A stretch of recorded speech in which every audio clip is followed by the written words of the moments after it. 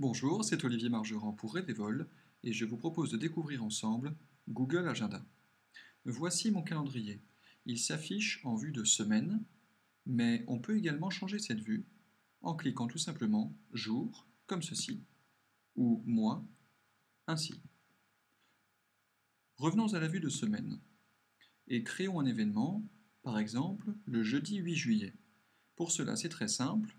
Allons à l'heure de début d'événement, par exemple 15 heures, et en cliquant sans relâcher le clic à cette heure de début, puis en descendant jusqu'à l'heure de fin, quand nous relâchons, nous obtenons cette bulle dans laquelle nous pouvons déjà taper le titre de l'événement. Réunion de projet. Cliquer le lien « Modifier les détails de l'événement » nous permet alors d'inviter des collègues, par exemple Patricio Diez, et de préciser le lieu de la réunion, par exemple salle 304. Enregistrons l'événement et envoyons bien sûr l'invitation à Patricio pour qu'il puisse y répondre. À présent, l'événement apparaît dans notre agenda. Pour afficher le calendrier de Patricio, c'est très simple. À gauche, dans la liste Autres agendas, cliquons le nom de Patricio, comme ceci. Nous voyons alors que Patricio, cette semaine-là, a une réunion de 18h à 19h lundi 5, et bien sûr, la réunion à laquelle nous venons de l'inviter. C'est pourquoi apparaît un point d'interrogation, ici, qui signifie tout simplement que Patricio n'a pas encore répondu, ou bien a répondu qu'il se rendrait peut-être à cette réunion. Maintenant, voyons comment répondre à une invitation de Google Agenda. Dans Gmail, voici à quoi ressemble une invitation que l'on reçoit, qu'elle provienne de Google Agenda ou d'un autre calendrier. À gauche, la description de l'événement. Il s'agit d'un point projet général qui a lieu le 15 juillet de 14h à 15h30 au 27 rue du Pont-Neuf à Paris. À droite, mon agenda contextuel m'indique que je n'ai aucun autre événement ce jour-là. Je peux donc accepter sans aucun problème en cliquant tout simplement « Oui » directement dans l'email.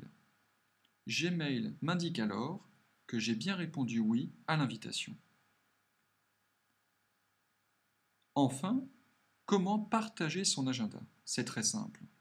Revenons à Google Agenda. Mon agenda est ici, avec mon nom.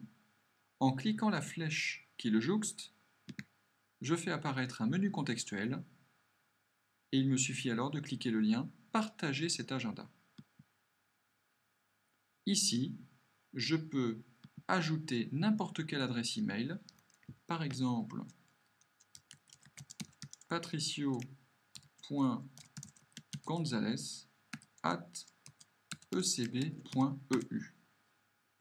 Puis, je peux préciser le niveau de détail ou d'interaction que j'autorise à Patricio, qui va de afficher uniquement les infos de disponibilité. Patricio ne saura alors rien du contenu de mon agenda, à part que je suis disponible ou pas, jusqu'à apporter des modifications et gérer le partage, ce qui signifie que je donne à Patricio tous les droits sur mon agenda, les mêmes que les miens.